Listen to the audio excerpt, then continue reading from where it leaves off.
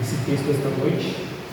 Lucas capítulo 10, nós leremos versículo 25, 26 e 27.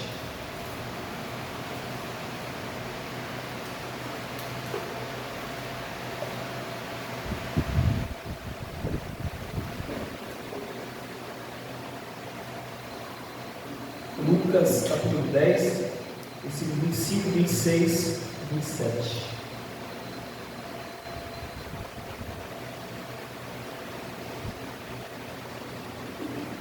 Amém? Diz assim a palavra dos meus irmãos: E eis que se levantou um certo doutor da lei, tentando-o, dizendo: Mestre, que farei para herdar a vida eterna? E ele lhe disse: Que está escrito na lei? Como lês? E respondendo ele, disse: Amarás ao Senhor teu Deus de todo o teu coração, de toda a tua alma, e de todas as tuas forças, e de todo o teu entendimento, e ao teu próximo como a ti mesmo. Vamos orar? Senhor, queremos te agradecer por esta oportunidade, por mais uma vez, Senhor, poder transmitir a tua palavra, ela, Senhor, que é o meio pelo qual o Senhor resolveu falar aos nossos corações. O Senhor nos deu a tua palavra, o Senhor nos deu a Bíblia, o Senhor nos deu a revelação do Senhor deste mundo, Pai, através dos seus profetas e apóstolos. Ajuda-nos então, Senhor, a compreender esta noite. Fala, Senhor, de tal modo ao nosso coração que sejamos transformados, mudados, ajudados. Teu poder, através da tua palavra, Pai, faça aquilo, faz aquilo, Senhor, que as nossas mãos não podem fazer. Onde, Senhor, as nossas forças não podem ir, sabemos que ela pode fazer, Senhor. Sabemos que ela pode mudar os corações dos homens, transformá-los, ajudá-los, conformá-los à imagem de Cristo. Faz, Senhor, isso por meio dela, através do teu Santo Espírito, pelo poder que há, Senhor, na tua palavra. Ajuda-nos esta noite. Nós te pedimos em nome de Jesus. Amém.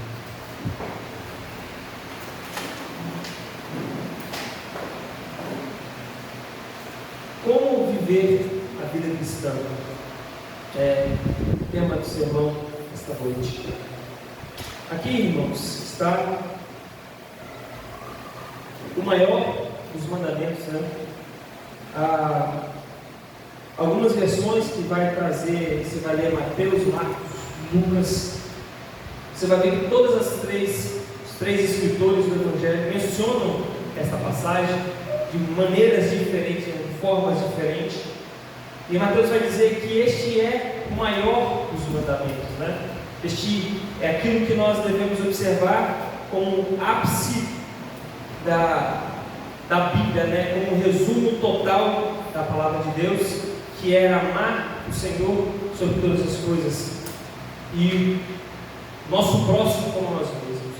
Nós olhamos, irmãos, para isso e observamos qual é a importância que deveríamos dar a isso.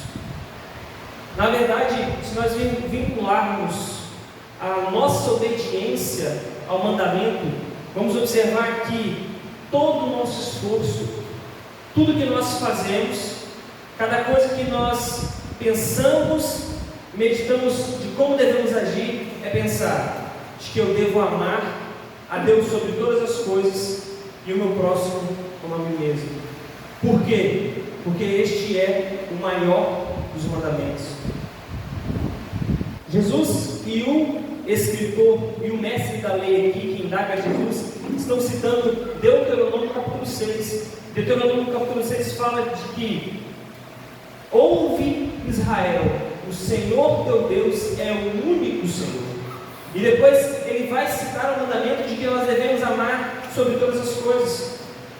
Observe, irmãos, que os 10 mandamentos iniciam de que os homens não poderiam ter outros deuses além do próprio Senhor. Não poderia haver uma diferença do coração dos israelitas, de que eles poderiam ter Deus como o seu Senhor e colocar junto ao seu coração outros deuses.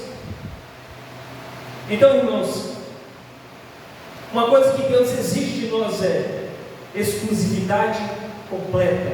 Deus exige que o homem tenha seu coração de forma completa, total, exclusiva, somente o Senhor, e Ele domine o seu coração. Isso, irmãos, deve ser a nossa maior busca. Por quê? Se este é o maior dos mandamentos, se este é aquilo que é o ápice de obedecer ao Senhor, o que eu deveria buscar como maior bem? O que seria o melhor para mim? O que eu deveria fazer com mais energia, com mais força e mais dedicação? Seria então amar o Senhor. Se este é o maior, cumpri-lo, obedecê-lo, observá-lo com diligência, deve ser então aquilo que mais o meu coração anseia, aquilo que mais o meu coração deseja. Aqui, irmãos, está o resumo de toda a Bíblia, o resumo da palavra de Deus. Mas uma coisa que nós podemos observar no texto, irmãos, é uma coisa interessante que esse mestre da lei vem conversar com Jesus.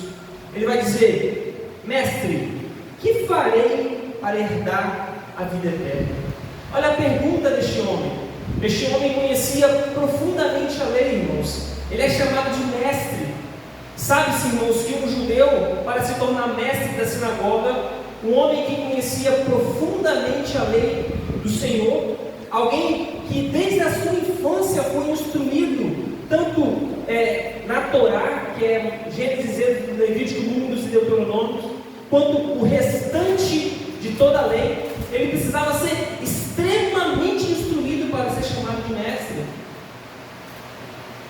para ser chamado um doutor da lei, na verdade, né? Ele que chama Jesus de mestre. Mas para ter esse grau dentro do judaísmo, irmãos, precisava ter um conhecimento elevadíssimo, um conhecimento muito grande. Não se poderia galgar este tipo de cargo se fosse uma pessoa que tinha um conhecimento raso. Por exemplo, quando Jesus está, irmãos, na sinagoga aos 12 anos e respondendo às perguntas dos mestres da lei, os doutores da lei naquele tempo, diz a história que o jovem era indagado aos seus 12 anos e ele precisava responder de cor todos os mandamentos, toda a lei do Antigo Testamento. E aí ia-se observando esse jovem, se ele tinha aptidão para o ensino, se ele tinha aptidão para aprender a lei, e aí ele poderia ingressar, sim ou não, na sinagoga. Não eram todos que entravam ali. Então, esse doutor da lei conhecia muito bem o Antigo Testamento, conhecia muito bem a lei de Deus, mas a pergunta dele é muito clara: mestre, o que farei para herdar a vida eterna? Ele estava sendo, irmãos, completamente sincero por conhecer a lei de Deus. Apesar de ter todo o conhecimento, ainda assim, ele faz essa pergunta ao Senhor. Na verdade, ele está tentando ao Senhor para ver se pega Cristo na sua palavra, mas ainda assim, há no seu coração, há na sua consciência de que ele precisa herdar a vida eterna. Provavelmente, por mais que ele está tentando, o Senhor está tentando ludibriar com palavras a Cristo, tentando fazer com que Cristo seja pego em alguma palavra errada, com certeza isso martelava a mente desse mestre, desse doutor da lei. Com certeza isso pairava em seus pensamentos, em seus corações. Há um homem que fala sobre arrependimento de pecado, há um homem que fala sobre crer nele para a vida eterna. Mesmo muitas das vezes que ele não estava crendo piamente em Cristo, ele pergunta para ele qual seria o meio, o modo, o caminho para se herdar a vida eterna. Uma coisa, irmãos, que nós podemos entender deste texto aqui: Cristo, irmãos, sempre espera a nossa sinceridade. Cristo sempre espera que nós sejamos sinceros com Ele. Nós ousaríamos chegar a Cristo e perguntaríamos a Ele: o que farei para herdar a vida eterna? O que eu posso fazer para conseguir ser salvo? Como eu posso fazer para alcançar a salvação, o perdão dos meus pecados, a redenção da minha alma? Nós, irmãos, podemos ir a Cristo de todo modo, só nunca seremos recepcionados por Cristo se não houver sinceridade no nosso coração. Ninguém que não seja sincero nas suas palavras, naquilo que sente, naquilo que se percebe de si mesmo, pode ser ajudado. Alguém que chega ao médico e diz que a dor que ele está sentindo não é aquela dor tamanho assim, que os problemas que ele passa são problemas bem menores, ele diminui aquilo. Quando o médico pergunta sobre uma dor determinada, ou se ele precisa passar por uma ressonância, pode ser um câncer ou algo assim, ele diz: não, doutor, está tudo tranquilo, está tudo bem, está tudo certo. Como esse homem pode ser ajudado? Se não houver sinceridade, se não houver honestidade e observação do problema real, eu preciso disso, eu preciso desse remédio, eu preciso desse tratamento. A pergunta é: como farei para herdar a vida eterna? O ponto é, este homem não tinha a vida eterna. Outra coisa, irmãos, que nós podemos observar é que muitas pessoas podem chegar, irmãos, a Cristo. Muitos podem ter o desejo de querer saber das coisas eternas, das coisas religiosas, e ainda assim ser só interesse intelectual. Podem ser só um interesse superficial sobre as coisas. Vocês sabiam, irmãos, que fizeram uma pesquisa nos Estados Unidos e levantaram várias questões religiosas sobre a Bíblia, das mais básicas, simples, às mais difíceis e complexas. As pessoas que melhor responderam as perguntas, sabe quem foi? Os ateus. E mesmo assim, eles estão afastados de Deus, e mesmo assim eles não creem na Bíblia. Um dos maiores antagonistas do cristianismo, irmãos, morreu há um tempo atrás, esqueci o nome dele aqui, mas pensa num homem habilidosíssimo na palavra de Deus. Pensa num homem que conhecia o Antigo e o Novo Testamento de forma profunda, mas era um ateu e levantava as questões para não crer em Deus. Observe que talvez o homem tenha todo o contato religioso e ainda assim pode ser um falso. Cristo, o que ele mais falou foi para os fariseus, que eles eram hipócritas, que eles eram falsos, que usavam a lei de Deus de forma errada, equivocada. Assim, irmãos, como aqueles que desejam comer, se alimentar, ou sentirem somente o cheiro da boa comida, mas nunca, irmãos, realmente tomarem a iniciativa de se alimentar, podem realmente sustentar os seus corpos. Também, quem deseja coisas espirituais, mas não com sinceridade, pode realmente ter algum proveito disso? Como nós poderíamos ser realmente, irmãos, profundamente ajudados, se nós realmente não queremos entregar todo o nosso ser, todo o nosso intelecto, toda a nossa vontade, tudo que possuímos, todos os nossos problemas, todo o nosso coração? Então todos aqui, todos os homens devem se preocupar com essa pergunta: como farei para herdar a vida eterna? Deveria ser uma pergunta que merece a atenção de todos nós, todos os homens, pois todos somos pecadores e estamos destinados à morte e ao juízo vindouro. Paulo disse, irmãos, que todos pecaram, destituídos estão da glória de Deus. Todos os homens em Adão caíram e se distanciaram da presença de Deus. Todos carecem, todos precisam, todos necessitam da bondade e misericórdia de Deus por serem pecadores. Diz a Bíblia, irmãos, que Deus é um Deus justo e santo. Como um Deus justo pode habitar com pecadores? Como um Deus justo pode absolver pecadores? Aí a pergunta é: de que maneira nossos pecados serão perdoados? Com o que compareceremos diante de Deus? Como escaparemos da condenação do inferno? O que poderá livrar-me da ira futura? Como eu posso ser salvo? Porque, irmãos, todos os homens estão perdidos sem Cristo. Cada um dos homens são pecadores diante de Deus. Se Deus, irmãos, resolvesse julgar-nos pela nossa própria justiça, todos nós seríamos condenados. Os únicos que podem ser salvos, livres da condenação eterna, perdoados de todos os seus pecados, são aqueles que creem em Jesus, por conta de uma coisa: Ele levou os nossos pecados sobre a sua cruz, tomou cada um dos nossos pensamentos ruins, das nossas mentiras, dos nossos enganos, de todos os nossos pecados. Ele cravou isso e tomou em si mesmo e sacrificou-se em nosso lugar, pagando a nossa dívida, o preço do nosso pecado. Então, a pergunta é: como eu posso aparentar a vida eterna? É uma pergunta que nós deveríamos levantar, os homens deveriam se preocupar, porque são sim pecadores, mas quando olham para Cristo e compreendem que em Cristo podem ser perdoados, salvos, livres, assim podem ser salvos. É uma pergunta que deve ser feita à nossa consciência, diretamente também a Deus e a Cristo. Essa é uma pergunta que nós devemos fazer.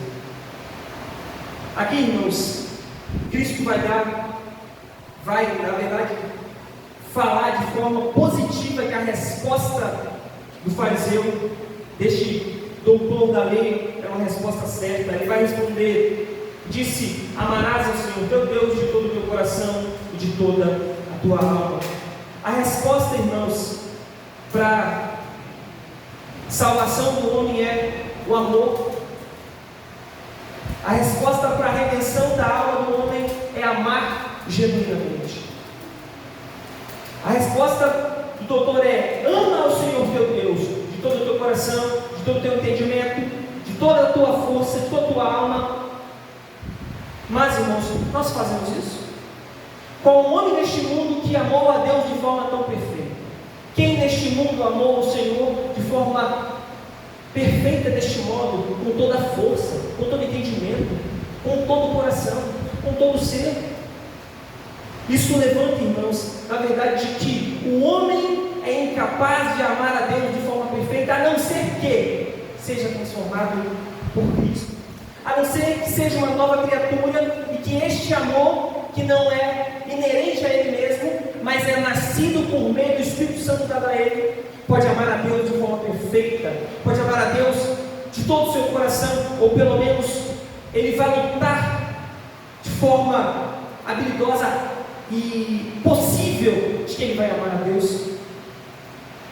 Ele vai confiar na genuína obra que Cristo fez por ele. Ele vai confiar porque Cristo pagou o preço dos seus pecados. Irmãos, essa fala, amar o Senhor com todo o coração, toda a alma, todas as forças e todo o entendimento, é uma facada no nosso coração. É um tapa em nossa cara, é um balde de água fria na nossa hipocrisia, na nossa força que achamos que somos poderosos demais e fazemos as coisas. Mas ninguém pode fazer isso de forma completa. Mas Cristo fez por nós, irmãos, de forma completa. Nós andamos neste caminho por amar ao Senhor de todo o nosso coração. Andamos neste caminho para amar o Senhor com toda a nossa força. Andamos neste caminho para amar o Senhor com todo o nosso entendimento. Mas confiando única e exclusivamente na bendita pessoa de nosso Senhor. Mas, irmãos, uma coisa: nada no Evangelho é feito fora do amor. Nada. Observe a resposta e que Jesus diz que ela é verdadeira. Jesus fala para ele: respondestes bem, faze isso e viverás. A resposta é que o amor compreende todas as coisas. Só é possível viver o Evangelho se nós amamos. A resposta é amar a Deus sobre todas as coisas e ao próximo como a nós mesmos. Tudo, irmãos, que é feito por amor é feito de forma alegre, genuína, não de forma penosa, não de forma difícil.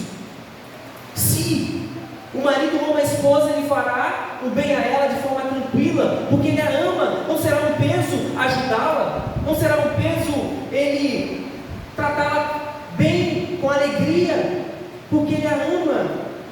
Os pais aqui que amam seus filhos, é penoso a você cuidar do seu filho? É difícil, mas qualquer problema que se passe, você supera de forma muito fácil, de forma muito simples, de forma muito rápida, dado ao amor que você tem pelos seus filhos, dado ao amor que você tem por eles. Tudo, irmãos, que é feito por amor, é feito de forma tranquila e não penosa. Então, a lei de Deus não deve ser cumprida por mero esforço, mas uma força que tem os seus tentáculos agarrados ao amor. Uma força que na verdade tem sua fonte no amor. Toda a força que vem, irmãos, para obedecer a Deus, desse novo homem, vem da força do amor. Pense, irmãos, em um homem que não é convertido, ele não ama Deus. Ele pode até citar coisas de Deus, ele pode até pensar sobre as coisas de Deus, ele pode até conhecer, de certa forma, a Bíblia, pode até conhecer algumas coisas, ele pode até cumprir algumas coisas pela força do seu braço. Mas, irmãos, aquele que realmente ama o Senhor não fará pelo simples fato de ter que observar a lei de forma rígida, porque ele precisa observar, porque é um chicote sobre as suas costas. Não, mas ele fará pelo amor. Conta-se uma história de uma escrava. Já falei essa história aqui outra vez. Ela estava à venda nos anos da escravatura na Europa. Ela ia ser vendida e ela estava num palanque como esse, mais alto, e os compradores embaixo, e olhando qual seria a mercadoria melhor para ser comprada. E aí teve um homem que foi dando uma oferta, e era ela uma escrava muito bonita, de aparência boa, e todos estavam dando muitas ofertas por ela. Só que teve um homem que não parava de aumentar a oferta, não parava de aumentar a oferta, não parava, chegou a tal ponto que ele aumentou, e a comprou, e que ninguém podia mais dar uma oferta maior que aquela. Ele comprou por um preço caríssimo, que naquele momento estava até fora do preço normal de um escravo da época. Mas entregaram o seu documento a ele. Essa moça está descendo a escada e ele vai ao encontro dela, e quando ela olha no rosto dele, ela fala assim: eu te odeio, e cospe nele. Ele limpa o cuspe e falou para ela: segue-me, e segue. Ela continua seguindo ele, porque era escrava, não tinha jeito. Eles vão para uma espécie de cartório, não sei o nome que se dava ali. Chegando no cartório, ele pega um papel, assina, e depois dá a ela outro papel, e ela assina, e ela diz: o que é isso? Ela falou assim: a sua carta de alforria. A partir de hoje você está livre. A partir de hoje você está livre. Ela olhou para ele: mas por quê? Por que eu estou livre? Por que você pagou um preço tão caro por mim, e mesmo assim você me libertou? Eu paguei um preço caro por você para te libertar, para manter você livre. Eu quero você livre. Qual foi a resposta da escrava do Senhor? Você é um Senhor que eu quero servir para o resto da minha vida. Você é um Senhor que eu quero servir, não por obrigação agora, mas porque eu amo o Senhor, porque o Senhor fez algo maravilhoso por mim. Isso é servir a Deus e amar ao Senhor sobre todas as coisas por amor. Porque nós fazemos isso, irmãos, não por mera obediência, não por sermos escravos, mas porque fomos comprados, libertados e livres. Agora fazemos isso porque amamos a Deus, porque amamos ao Senhor. Ele disse: vocês devem amar ao Senhor de todo o seu coração, de toda a sua alma, de todas as suas forças. O amor, irmãos, ele não pesa a ninguém. Paulo falou que o amor pode cobrir uma multidão de pecados. O amor tudo suporta, o amor tudo supera, o amor pode todas as coisas. Nada, absolutamente nada, irmãos, não pode ser feito. Pode ser feito, na verdade, pelo amor. Tudo por meio do amor é uma via fácil, tranquila e fluida que pode ser feita. O amor, irmãos, é a base do nosso relacionamento para com Deus. Então, irmãos, nós devemos ter esta ordem em nosso coração, que vai dizer o texto: amarás o Senhor teu Deus de todo o teu coração. Devemos então, irmãos, amar a Deus de todo o nosso coração. Devemos considerá-lo como o melhor dos seres, o mais afável e infinitamente perfeito e excelente. Ele é aquele por quem nos submeteremos às maiores obrigações pelo amor, tanto por gratidão como por interesse. É quem você tem mais interesse e desejo. Devemos estimá-lo então e nos valorizar pela nossa exaltação a Ele. Se valorize porque você quer honrar a Deus. Se valorize porque você tem o desejo de honrá-lo. Devemos ter prazer nele e nos dedicar inteiramente a ele. O nosso amor a ele deve ser sincero, cordial, fervoroso.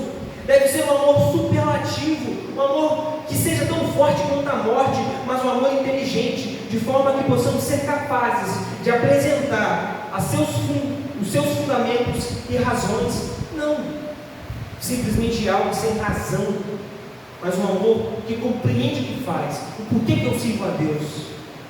Deve ser um amor inteiro, deve ter nossas almas por inteiro, e deve ser servido com tudo o que está dentro de nós. Não devemos amar nada e ninguém mais do que amamos a Ele, mas aquilo que amamos deve ser por Ele e em subordinação a Ele. Este é o ser, irmãos, que deve ser mais amado do mundo. Porque quão bondoso é Deus, quão misericordioso é o Senhor. Todos nós aqui somos ricos, tudo possuímos. Ninguém aqui não comeu hoje, a não ser por opção. Todo mundo aqui tem um teto sobre a cabeça. Diz o texto em Provérbios que a chuva Deus faz cair sobre os bons e sobre os maus. Deus cuida de todas as coisas. Cada ponto neste mundo está sendo controlado por Deus. Por que talvez nós não sofremos até hoje? Por que talvez nenhum de nós não morreu até hoje? Por que não pegamos coisas terríveis? Por que não nos aconteceu certas coisas? Por conta da bondade e misericórdia de Deus. Deus é bom e merece o nosso amor, o nosso afeto, a nossa inclinação, irmãos. Ele merece ser reverenciado, adorado. Ele merece ser amado. Deus, irmãos, é o único Deus realmente, é o único ser neste mundo realmente que merece ser amado, de forma total e exclusiva.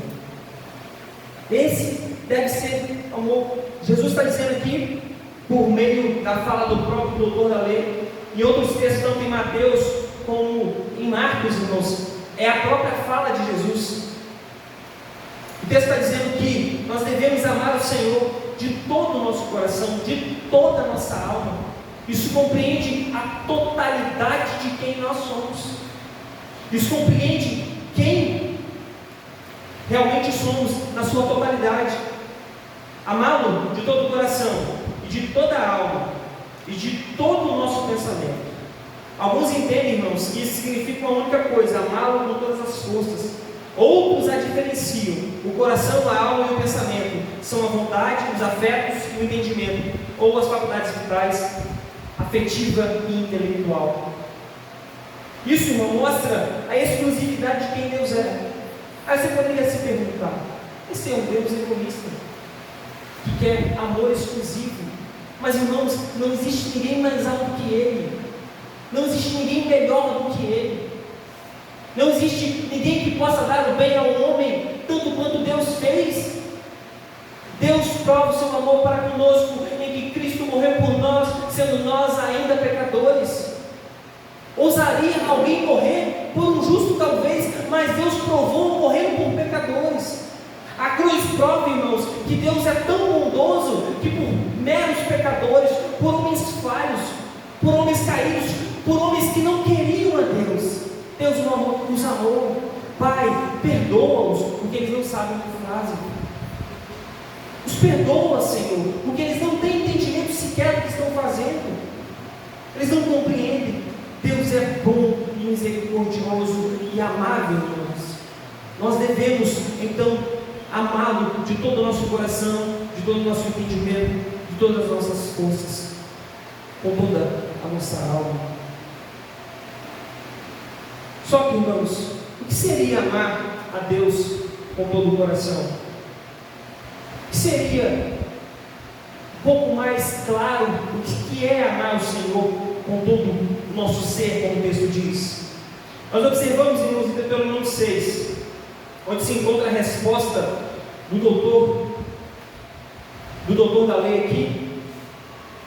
Deus está, irmãos, em Deuteronômio capítulo 6, relembrando ao povo a lei, o que eles não deveriam esquecer acontecer quando entrassem na terra de Canaã.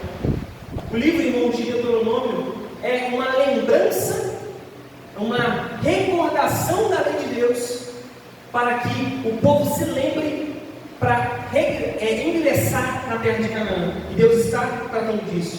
Ele vai dizer, a partir do versículo 1: estes, pois, são os mandamentos, os estatutos e os juízos que mandou o Senhor vosso Deus para ensinar-nos, para que os cumprisseis na terra a que passais a possuir, para que temas ao Senhor teu Deus e guarde todos os seus estatutos, mandamentos que eu te ordeno, tu e teu filho e o filho de teu filho, todos os dias da tua vida, e que teus dias sejam prolongados. Olha o que Deus está falando para o povo de Israel: ouve, pois, Israel, e atenta em os guardares, para que bem te suceda e muito te multipliques, como te disse o Senhor teu Deus e teus pais na terra que manda leite e mel.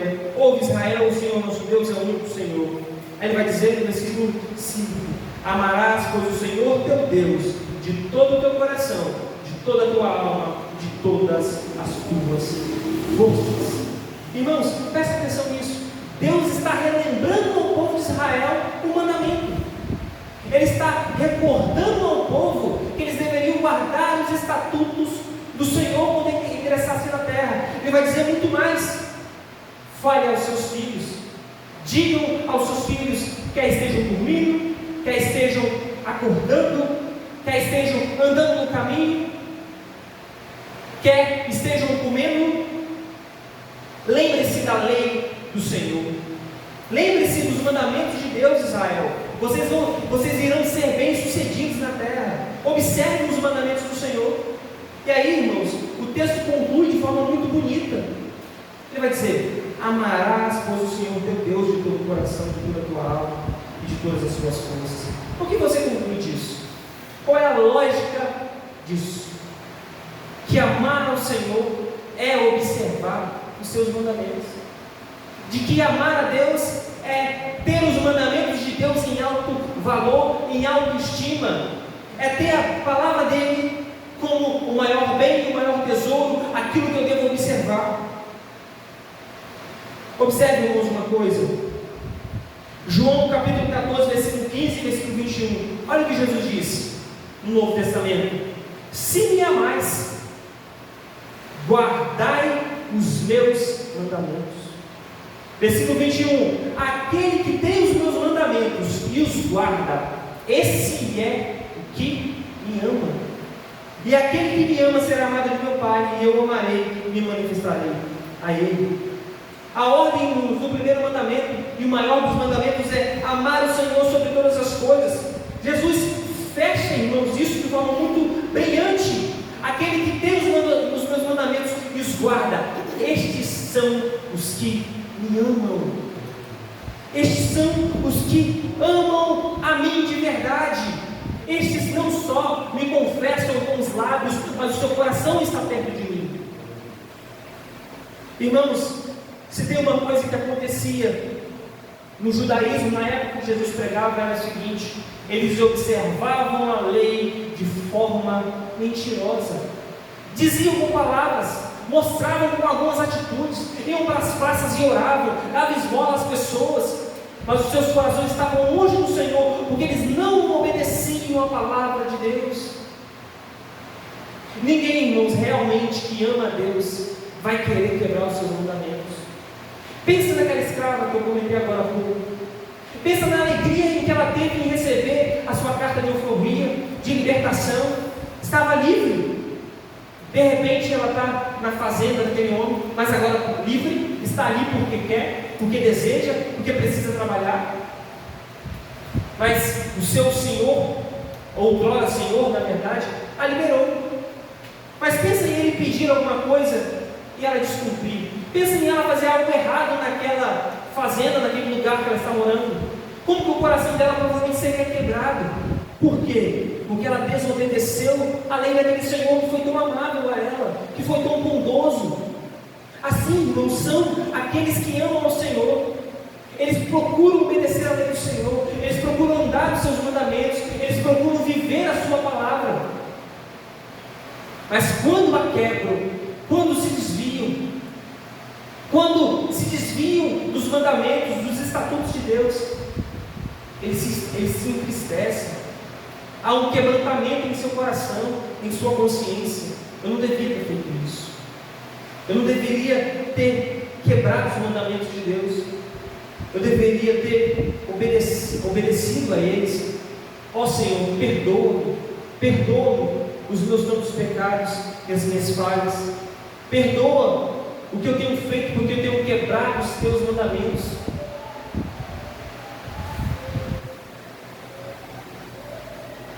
Todo, irmãos, você olha no Antigo Testamento, todo arrependimento do povo era: o teu povo quebrou a lei, Senhor, tem misericórdia, nós quebramos os teus mandamentos, perdoa as nossas falhas. Sempre era assim.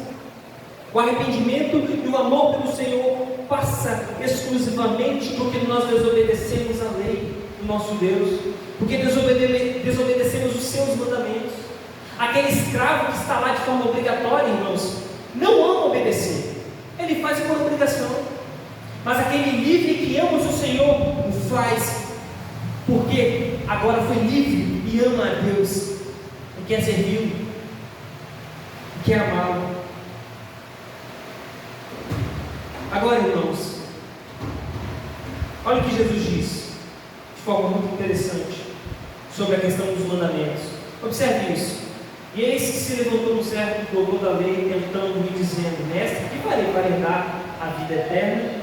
O texto que eu não li aqui com os irmãos ainda, ele vai dizer assim no versículo 26: e ele lhe disse: que está escrito na lei? Como lês?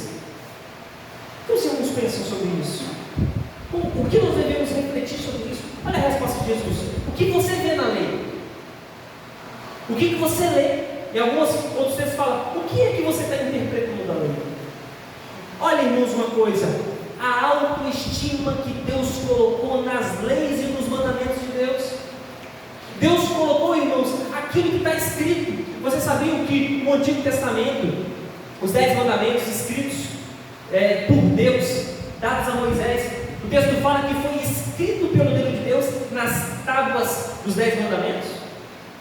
Estava escrito. O que vocês leem é o que importa. O que você compreende da lei de Deus. Jesus, irmãos, coloca em alto valor a sua própria lei, a sua própria palavra. Ele coloca em autoestima a lei do nosso Senhor. Aí vai concluir: porque aqueles que amam ao Senhor guardam os seus mandamentos. Eles procuram refletir na sua palavra. Assim é o homem, irmãos, bem-aventurado, que noite e dia medita na lei do Senhor. É como árvore plantada junto a ribeiros das águas.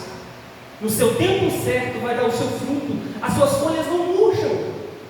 Assim são aqueles, irmãos, que meditam na lei do Senhor, que têm em autoestima a sua palavra, os seus estatutos, os seus mandamentos. Em resumo, a Bíblia. Irmãos, sabe uma coisa que Jesus fez quando chegou e pregou para os judeus? Ele falou tanto do Antigo Testamento, irmãos, dando validação que o Antigo Testamento era a palavra de Deus. Ele deu essa validação. Ele citou o Antigo Testamento diversas vezes. Quando o diabo tentou ele no monte para comer, ele citou: está escrito, está escrito, está escrito. Diversas vezes ele usou a Escritura. Pense comigo, irmãos. Cristo citou a Escritura do Antigo Testamento e deu, irmãos, base para o Novo Testamento. Os apóstolos escreveram o Novo Testamento porque Cristo ordenou que eles assim o fizessem. Deus, através do seu Santo Espírito, inspirou os apóstolos para isso. Então, irmãos, toda a Bíblia, do Gênesis ao Apocalipse, é a palavra de Deus, é a lei e os mandamentos do Senhor. Aqui, irmãos, vai exortação a nós. O que é que está escrito? O que nós lemos? O que nós devemos pensar é que não importa o que as pessoas dizem sobre assuntos religiosos, é possível provar pela Bíblia?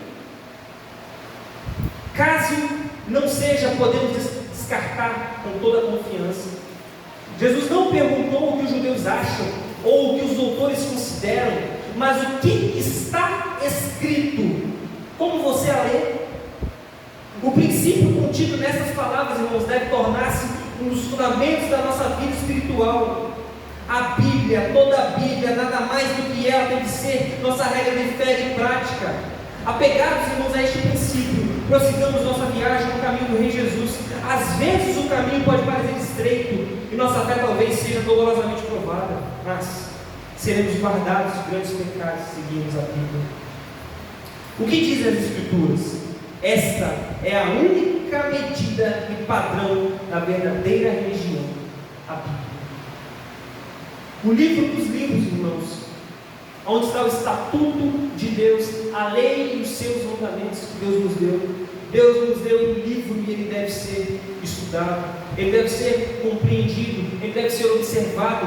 Devemos ir para a palavra de Deus com o intuito de que Deus fale ao nosso coração, de que Ele ministre de tal maneira que nós sejamos ajudados. Então, irmãos, o texto de Salmo 119 diz que nós devemos observar a lei do Senhor, que ela deve ser para nós a nossa luz diária, a luz para o nosso caminho. Se nós queremos amar a Deus, irmãos, de forma correta, da melhor forma possível, é só um meio: conhecendo a palavra de Deus. Irmãos, uma coisa interessante também, que não está em Deuteronômio 6, mas Jesus coloca aqui. Está em Deuteronômio 6 o seguinte, irmãos: amarás, pois, o Senhor teu Deus de todo o teu coração, de toda a tua alma e de todas as tuas forças. Olha a fala de Jesus aí, observe. Amarás ao Senhor teu Deus de todo o teu coração, de toda a tua alma e de todas as tuas forças e de todo o teu entendimento.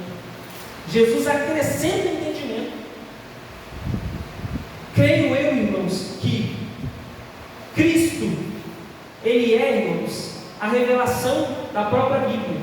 Ele é a revelação da própria palavra de Deus. E conhecer ao Senhor passa, irmãos, por compreender quem Deus é.